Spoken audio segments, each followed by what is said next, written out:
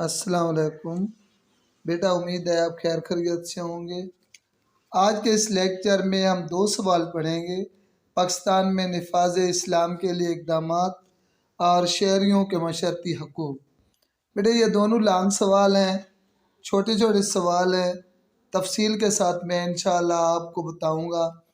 सबसे पहले पाकिस्तान में निफाज इस्लाम के लिए इक़दामात और इसका सबसे पहले पस मंज़र में बेटा ये है कि पाकिस्तान जिस मकसद के लिए बनाया गया था वो नज़रिया पाकिस्तान था, नज़रिया इस्लाम, यानी कि पाकिस्तान में एक ऐसी हुकूमत कायम की जाएगी जिसमें लोग अपनी ज़िंदगियां इस्लामी असूलों के तहत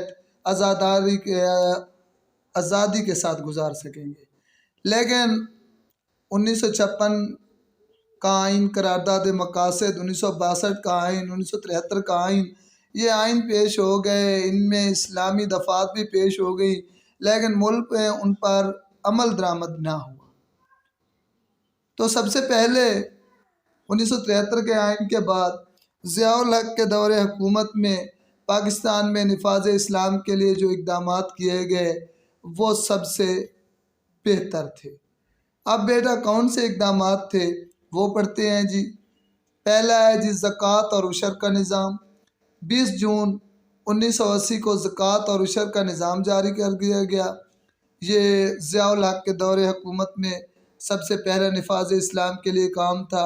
इस निज़ाम के मुताबिक साहिब निसाब मुसलमानों से हर साल बैंकों में जमा शुदा जो उनके असासे हैं, रकूम है, उनमें यकम रमज़ान को 2.5% जैसे कि ज़कात का हिस्सा होता है वो काटी जाती थी, पैसे काटे जाते हैं और मुस्तहिकीन को दिए जाते हैं। उशर की वसूली का काम भी अमली तौर पर 1983 में शुरू हुआ। इसके मुताबिक सालाना पैदावार की मखसूस हद का 10% हिस्सा उशर गरीबों, मस्कीनों और बेवाओं को दिया जाता है। दूसरे नंबर पर है शरई हदूद का निफाज। 10 फरवरी 1979 को शरई हदूद का आर्डीनेंस नाफिज किया गया, जिसके मुताबिक चोरी, शराब नोशी और जिना के जराइम पर शरई सजाएं देने के अहकाम जारी किए गए। फिर जी सूद का खात्मा। सूद से निजात हासिल करने के लिए 1 जनवरी 1981 में ये ज़ियाउल हक के दौरे हुकूमत में नफ़ा और नुकसान की बुनियाद पर खाते खोले गए और 1 जुलाई 1984 से तमाम सेविंग अकाउंट को PLS खातों में तब्दील कर दिया गया। अलावा सरकारी तहवील में काम करने वाले मालियाती इदारों ने भी शराकत की बुनियाद पर कर्जे जारी करे और सूद का जो बैंकिंग निज़ाम था वो मुकम्मल तौर पर ख़त्म हो गया। जिस तरह शरई अदालतों का क़याम जी। 10 फरवरी 1979 को ज़ियाउल हक के दौर में एक आर्डीनेंस के ज़रिए तमाम हाई कोर्ट्स में शरीयत बेंच बनाए गए, जिनमें उलमा को बतौर जज शामिल कर दिया गया। एक जज के साथ एक मौलवी बैठता था और मुकम्मल तौर पे जी जो जज फैसला करता था उसको इस्लामी नुक्ते नज़र से देखा जाता था और फिर जो फैसला मौलवी बताता था जज भी वही फैसला करता था। वफाकी शरई अदालतें कायम की गई जो महतात अदालतों के फ़ैसलों के ख़िलाफ़ अपील सुनती थी और इस्लाम की शरह करती थी। वफाकी शरई अदालत के फ़ैसलों के ख़िलाफ़ अपील की समाअत सुप्रीम कोर्ट का बेंच करता है।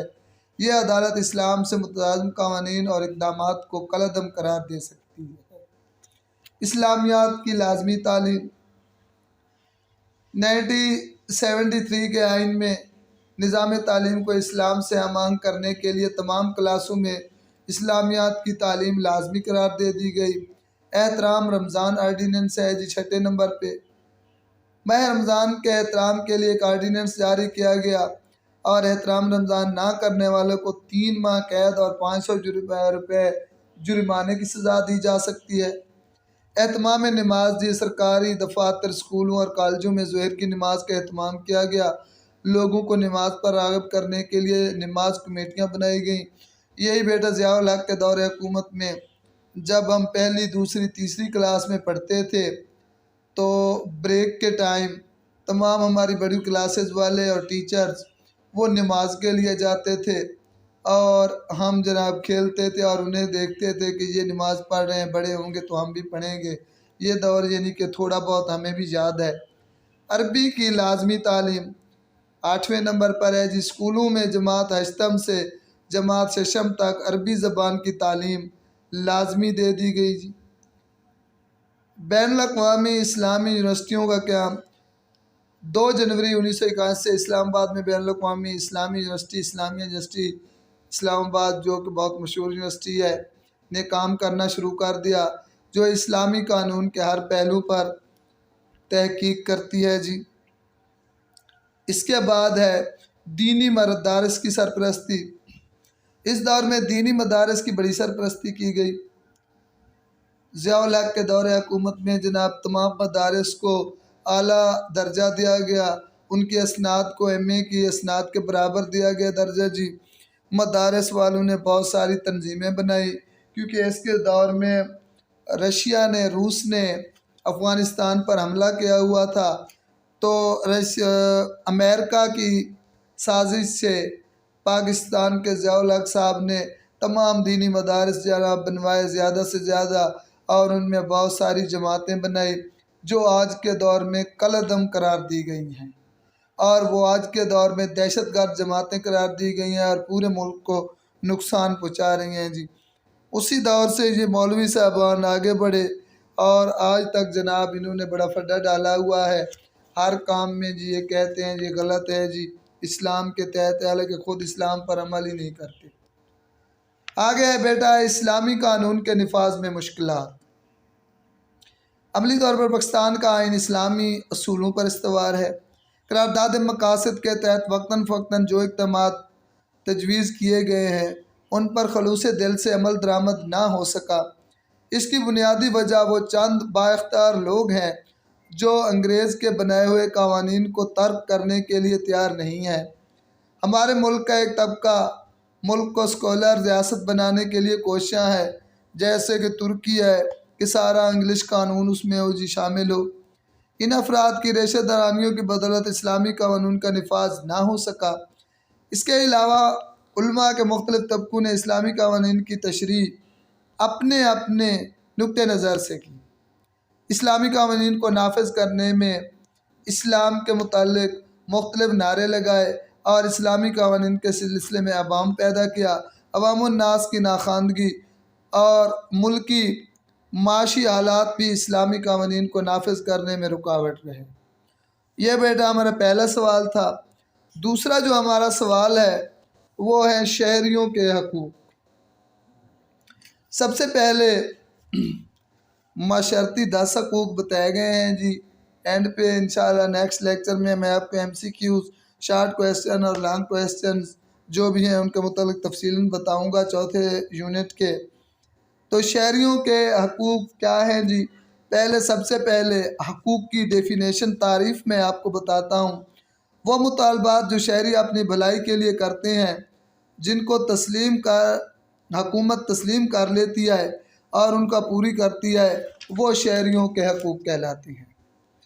اب بیٹا حقوق کی اقسام 2 ہیں۔ 2 قسم کے حقوق ہوتے ہیں۔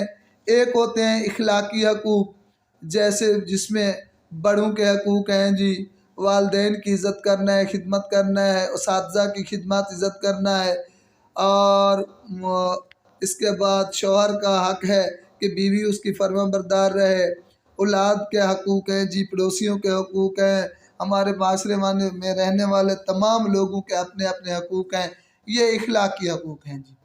اور دوسرا جو ہے قانونی حقوق، وہ حقوق جنہیں ریاست تسلیم کرتی ہے، اگر ان کی کوئی خلاف ورزی کرو تو اس کو سزا دی جاتی ہے، انہیں قانونی حقوق کہتے ہیں۔ قانونی حقوق کی بھی 2 اقسام ہیں۔ ایک ہے جی مشرتی حقوق اور دوسرا ہے سیاسی حقوق۔ تو سب سے پہلے ہم پڑھتے ہیں مشرتی حقوق، کیونکہ ہمارے لانگ سوال میں انہوں نے کہا ہے کہ شہریوں کے 10 مشرتی حقوق بیان کریں، تو ہم یہیں جی آج یہ 10 مشرتی حقوق پڑھتے ہیں۔ مشرتی حقوق کیا ہوتے ہیں؟ وہ حقوق جنہیں ریاست تسلیم کرتی ہے اگر کوئی ان حقوق کی خلاف ورزی کرتا ہے تو ان کو سزا دی جاتی ہے، یعنی حقوق کے پیچھے ریاست کی طاقت ہوتی ہے، قانونی حقوق کی جی، جو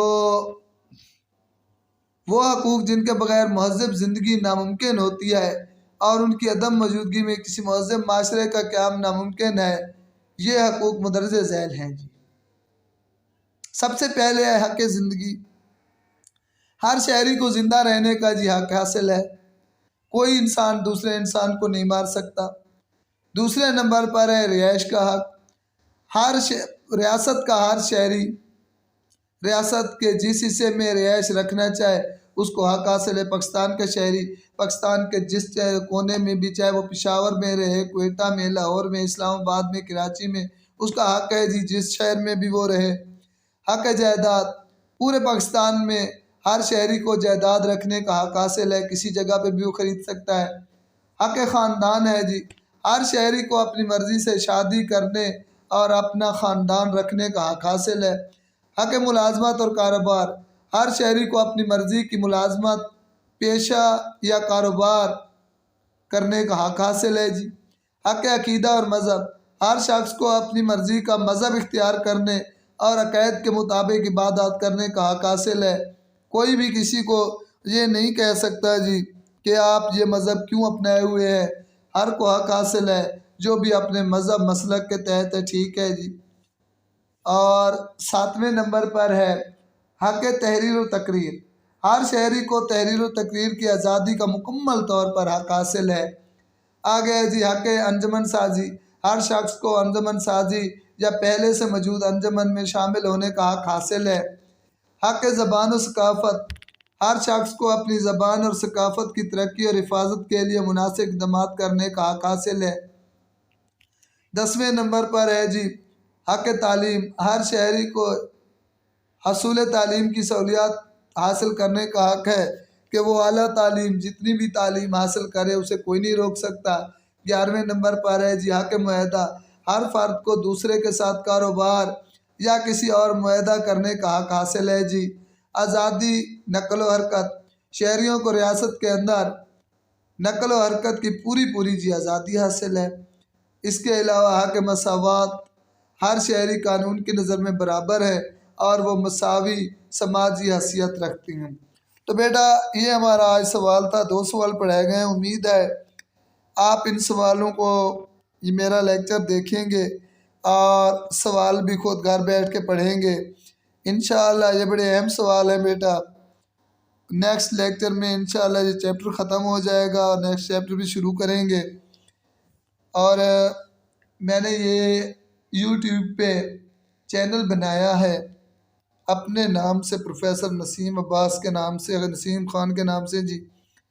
تو انشاءاللہ یہ لنک ایک بھیجوں گا میں آپ کو گروپ میں، تو اس لنک کو آپ نے اوپن کرنا ہے، میری ویڈیو سامنے آ جائے گی، وہ ویڈیو آپ نے دیکھنی ہے اور اسے سبسکرائب بھی کرنا ہے میرے چینل کو، اور لائک بھی کرنا ہے، اور جو گھنٹی بنی ہوئی ہے بیل آئیکن اس کو بھی پریس کرنا ہے۔ Thank you very much G.